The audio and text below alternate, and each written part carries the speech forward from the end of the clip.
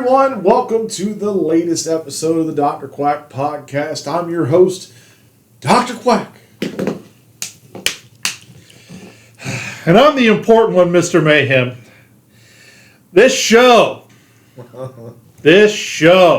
one right here. There's a reason this is the last show for the Clash of the Champions under WCW. We'll explain more why, but I need more caffeine just to get up for the open on this. God, I know you do. Let me get into this. This show here, there's a reason why they stopped doing Clash of Champions after this. Main reason was it was not working with the big multimedia markets out there like TBS and TNT. They were trying to fill different stuff with this instead of Clash of the Champions. And also because 2 weeks from now, or 2 weeks from the end of this show, we'll start Thunder. Yes, that was a big thing for them. But let's get into this. In Nashville, Tennessee in August 1997. On commentary, we had Dusty Rhodes, Tony Schiavone, and Bobby the Brain Heenan. Yes, this commentary here was just a walking goat fuck. Yeah, we should have really called it the whiny, angry jerk, the Froggy Daddy, and the guy who did not care anymore. Yes. Bobby the Brain Heenan beyond phoned it in. He was so disgusted. He was like, I'm glad I'm getting six figures, otherwise I'd quit. That's the only reason I would have stayed. But yeah, we had Mr. Penzer and Mr. Buffer out there on ring announcing, and we had Gene Okerlund in the back doing his shtick because he spent a whole lot of time acting really badly and trying to move things along and not doing a good job anymore. Mike Tenay spent a little time. He also came out there for the international matches.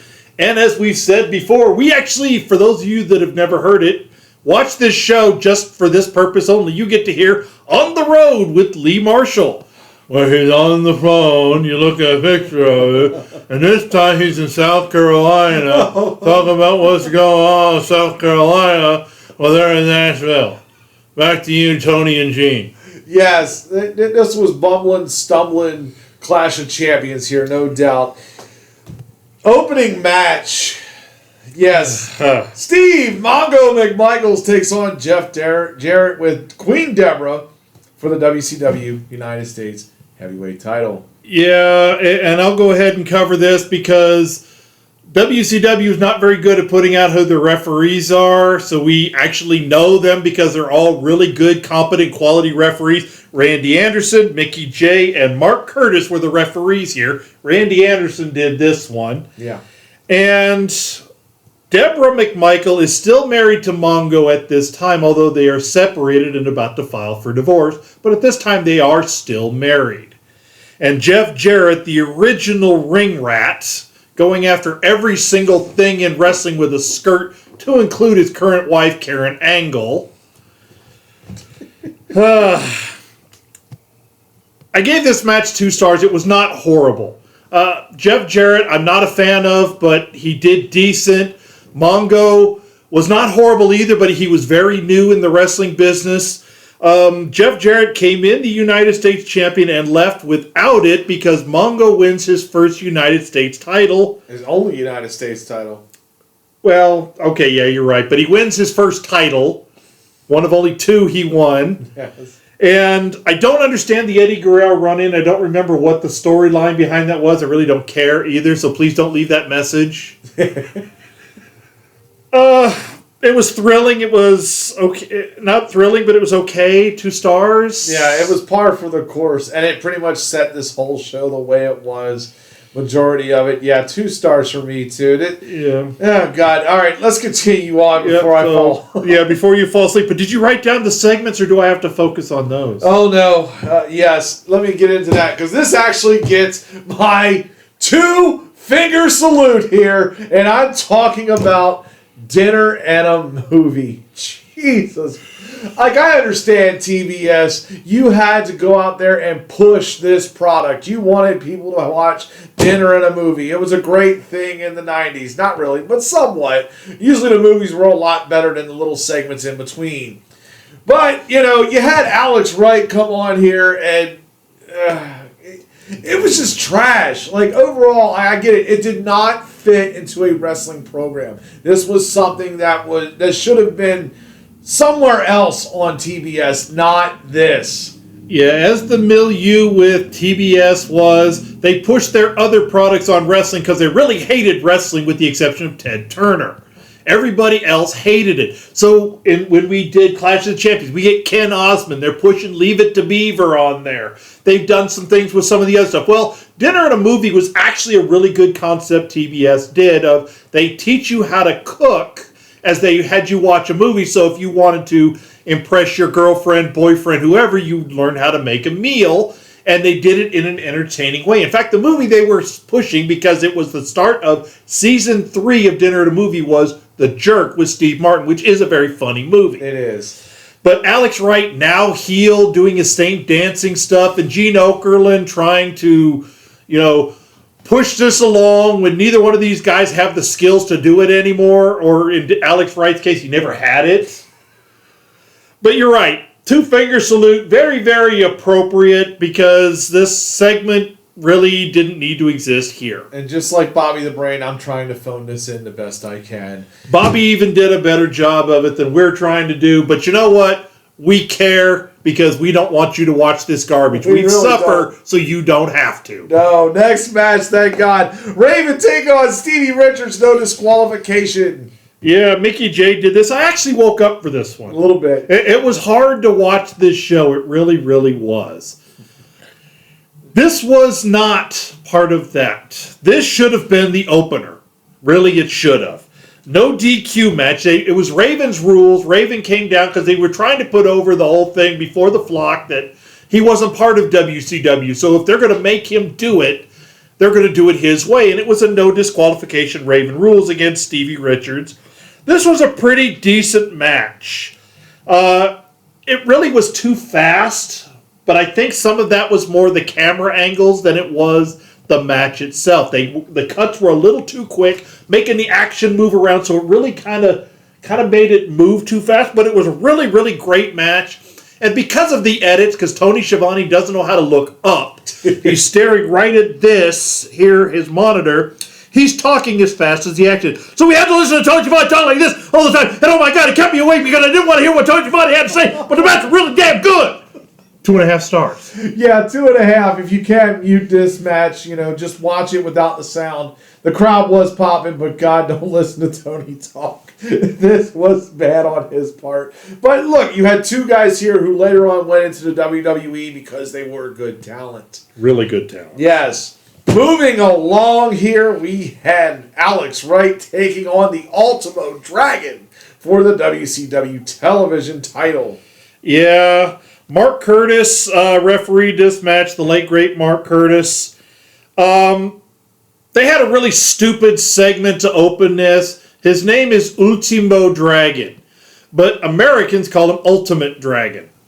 So they spent 3.5 minutes explaining to us the difference between Ultimate Dragon and Ultimo Dragon, because Ultimo Dragon was trained in some martial arts, and then he decided to go to Mexico, and that's where he became a professional wrestler. So he merged the two styles together, and we got Ultimo Dragon, but Americans, especially WCW dumbasses, called him Ultimate Dragon. So that was boring and stupid, and it really kind of put a specter over this match. The match was sloppy, and it mostly was Alex Wright's fault.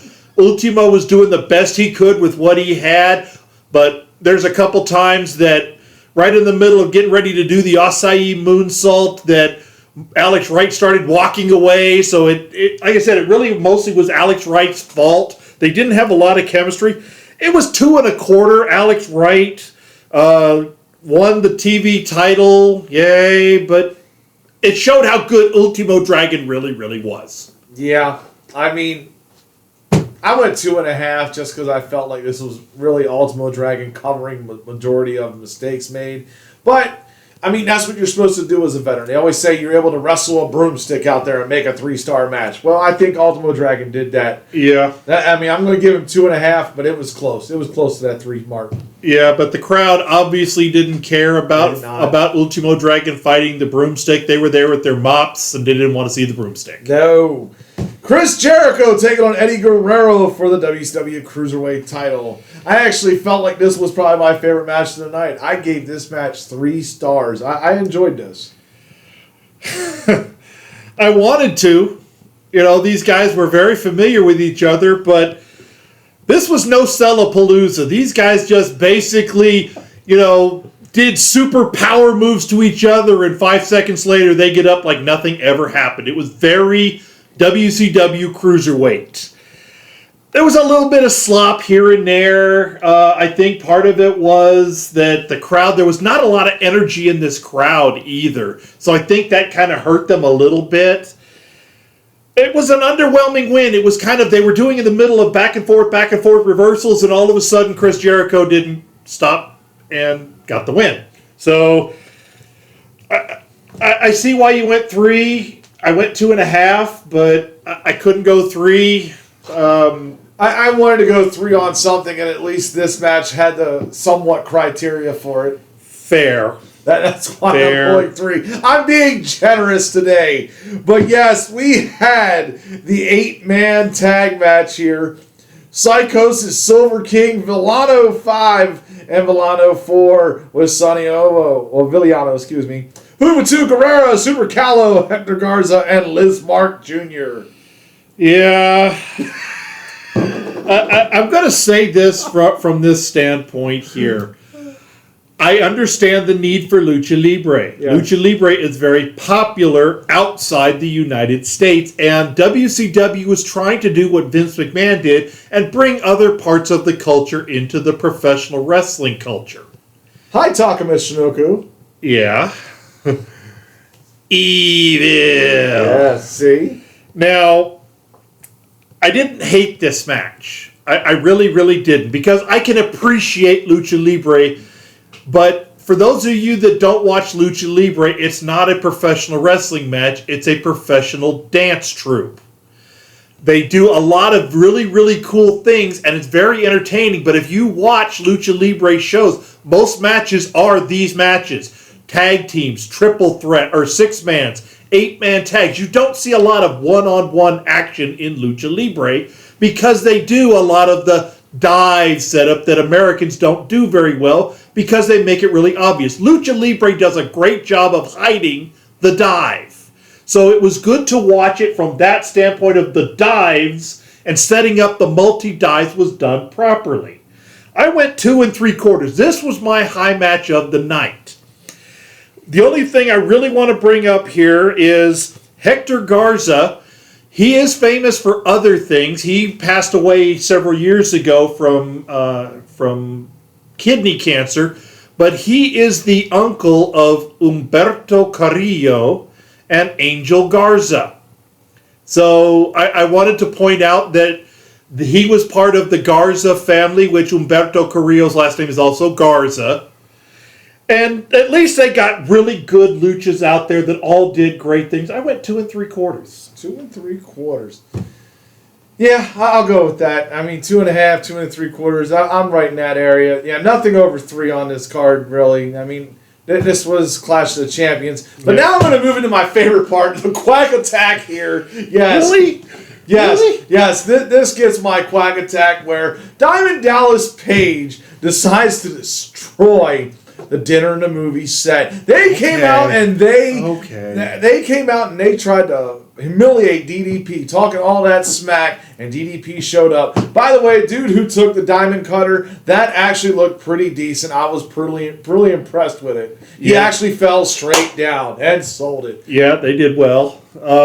So at first I was like, you're going to give Dinner and a Movie the Quack Attack and the 2-finger soup, but no, you gave it to DDP. Yeah. So yeah, what they did here, the reason that they really brought out Dinner and a Movie was because in this segment here, they took off their cooking jackets and revealed themselves to be part of the NWO by wearing Macho Madness shirts. And they did. They tried to humiliate Diamond Dallas Page and run his nose in business that, you know, he didn't belong in wrestling anymore, joined the NWO, and he did. He destroyed the set.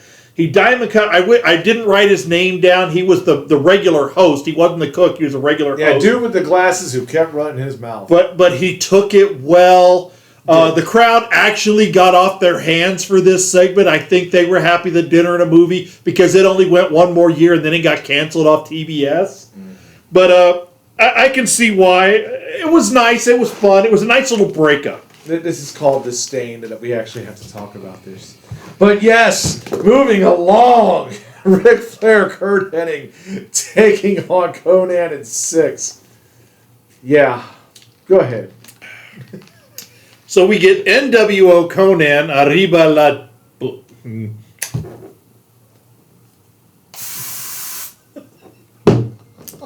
Never been a fan of Conan. I liked Conan as the luchador when he first came in with the half mask doing the Tequila Sunrise. When he became a cholo, I could care less about the lack of talent that Conan has. X-Pac, 6-Pac, whatever we need to call that guy, the lightning heat was on full display here. The crowd did not care. When Ric Flair could not save him in Nashville, the best worker in this match was Kurt Hennig. Yes, it really was. I went 2 stars on I went 2. This was, a very disjointed mess. There was no story. There was no reason this tag team should have existed. Nobody cared except Kurt Hennig. And then the story at the end. This is right around the time they're trying to get Kurt Hennig to join the Four Horsemen. And Kurt Hennig keeps saying no. And this is where we got bad Gene Okerlund. No. What do you mean no? No, you're not joining the NWO, or no, you're not ready to make a decision yet. No. No, so what? Come on, Kurt Hennig, you gotta give us an answer. What's the answer? Is it yes or is it no? No. Is it no? Do you want to not join the Horsemen yet, or do you not want to give us an answer? No. Both are correct. Yeah. I mean, it was that bad. Kurt Hennig, after a great match, was just like, shut up, Gene Okerlund. Yeah, I think he had a couple martinis in him during this show. It could have been. But, yeah, moving along here. Main event. Oh, God. The main event. Will you stop? God. Scott Hall and Randy Savage with Miss Elizabeth taking on Diamond Dallas Page and Lex Luger. I feel like I'm talking like Eric Bischoff did when he was doing this. Yeah, almost. Now, this was supposed to be Kevin Nash and Scott Hall, but because Kevin Nash had a hangnail or some other condition, he supposedly had a wrist injury is what the actual reason was, but it was never disclosed because he wrestled on Monday. So it ended up being Scott Hall and Randy Savage in the Freebird rule defending the tag team titles against DDP and Duckface Lex Luger. This was another chaotic mess because the entire NWO was out there. This was also the birthday celebration for the NWO. So the balloons and the ticker tape and all that stuff was everywhere. The glitter. Lex Luger doesn't need glitter. All falling all on him, but this was just a really disjointed match. Nick Patrick was at this point the heel referee in training. He was sometimes a clean ref, sometimes a dirty ref, so this was more story related. DDP getting blinded and then Lex Luger getting pushed into him, so DDP diamond cutters Lex Luger for Scott Hall to get the pin. It was a lackluster 2.25 star match. I'm glad we're getting close to the end. Yeah, I went 2.5 stars. God, just okay. Yeah. I think that's all I got to really say on that. And this led us to 7 minutes of filler of Eric Bischoff thanking everybody for being year 1 of the New World Order. Yeah, 7 minutes. They still didn't learn. And that's the end of our show.